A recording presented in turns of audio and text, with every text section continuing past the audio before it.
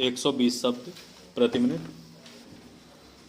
आज भारत के रक्षा मंत्री श्री यादव की रूस यात्रा के दौरान दोनों देशों के बीच रक्षा सहयोग बढ़ाने की दृष्टि से हुई सहमति को व्यवहारिक रूप देने के लिए अधिकारियों का एक उच्च स्तरीय दल अगले माह मॉस्को जाने वाला है। यह बात उन्होंने रूस की 5 दिवसीय यात्रा से आने के बाद आज यहां प्रेस वार्ता में कही थी कि रूस ने भारत को आधुनिक रक्षा सामग्री और उपकरण देने के लिए पेशकश की है।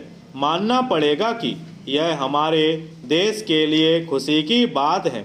अब हमें केवल यह तय करना है कि हम रूस से कौन कौन से हथियार खरीदना चाहते हैं। इस संबंध में अधिकारियों का एक दल भारत रूस संयुक्त कार्य दल की बैठक में हिस्सा लेने मॉस्को रवाना होने की संभावना व्यक्त की जा रही है। ऐसी संभावना है कि आवश्यक हुआ तो वहीं पर यह दल अपनी आवश्यकता के आधार पर हथियारों की खरीदी को अंतिम रूप दे सकता है।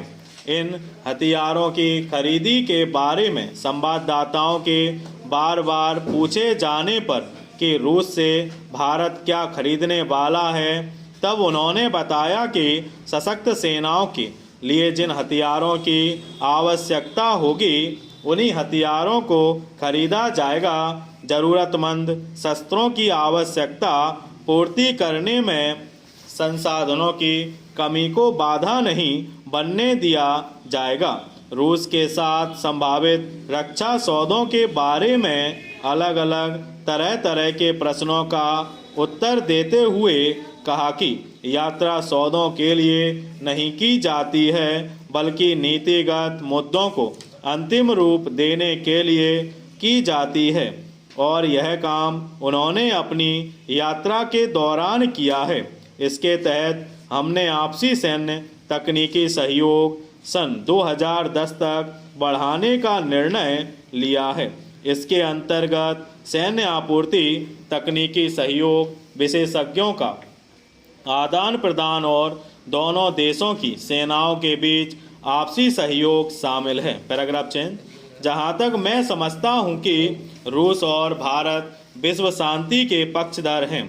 एक दृष्टि से मध्य और पूर्व एशिया के बारे में दोनों का दृष्टिकोण एक समान है।